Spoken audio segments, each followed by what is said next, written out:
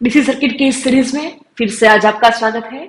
आज हम पार्ट 2 की ओर जाने वाले हैं। तो आज का जो हमारा डिस्कशन का जो टॉपिक होगा वो होगा EMF means electromotive force, next potential difference, उसके बाद में ईएमएफ और पोटेंशियल डिफरेंस के बीच में क्या फर्क है, उसके बाद रेजिस्टेंस की डिफाइन और एट लास्ट कंडक्टर, इंसुलेटर और सेमीकंडक्टर की डिफाइन विद एग्जांपल आज हम डिस्कशन करने जा रहे हैं।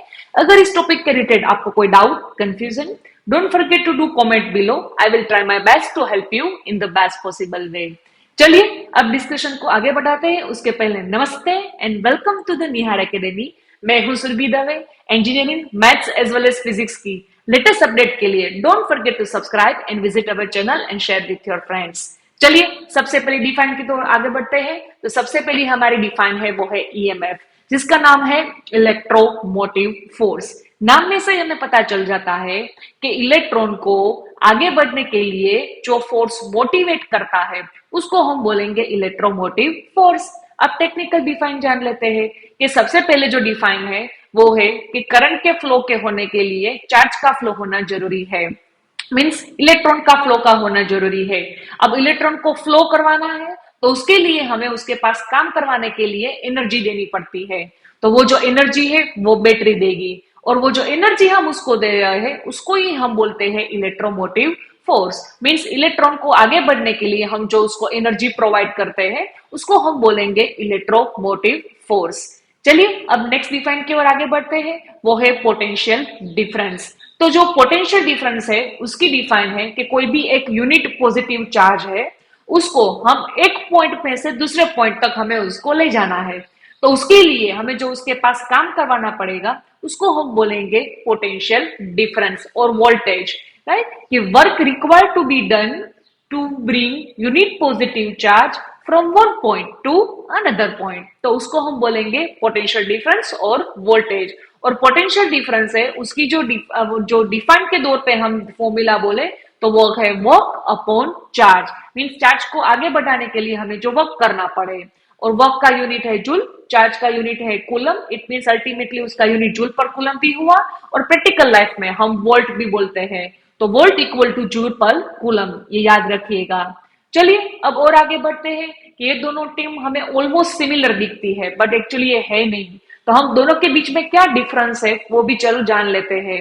तो सबसे पहले जो हमारी टर्म थी वो थी ईएमएफ। ईएमएफ मीन्स के करंट के फ्लो के होने के लिए जो फोर्स रिक्वायर्ड है उसको हम ईएमएफ बोलेंगे।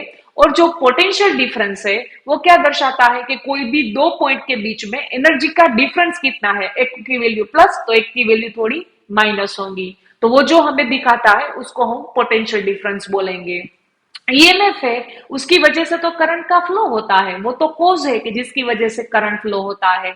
बट करंट की फ्लो होने की वजह से जो क्रिएट होता है दो पॉइंट के बीच में एनर्जी का डिफरेंस, उसको हम बोलेंगे पोटेंशियल डिफरेंस। करंट जिस साइड से जाएगा वो पॉजिटिव, जिस तरफ जाएगा वो नेगेटिव कंसिडर होगा, और दोनों का यूनिट तो सेम ही है, वोल्ट। चलिए डिस्कशन को और आगे बढ़ाते हैं। तो अब नेक्स्ट जो हमारा टॉपिक है वो है रेजिस्टेंस। रेजिस्टेंस मींस मटेरियल की ऐसी प्रॉपर्टी जो खुद में से आसानी से करंट को पसार नहीं होने देता है।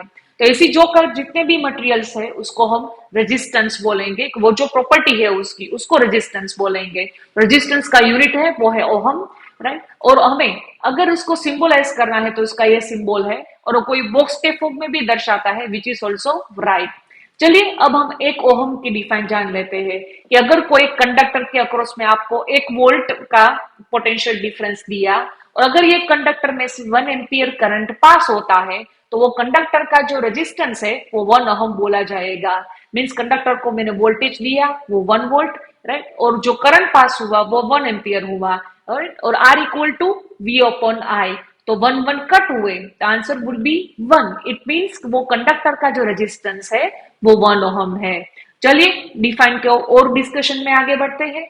तो अगली जो हमारी डिफाइन है वो है कंडक्टर। कंडक्टर मींस मटेरियल की ऐसी प्रॉपर्टी जो खुद में से करंट को आसानी से पास होने देती है।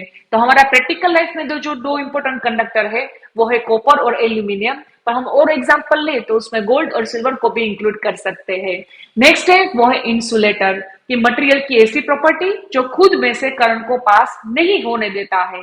तो उसमें आता है वुड, ग्लास, माइका, रबर, उसको हम इंक्लूड करते हैं।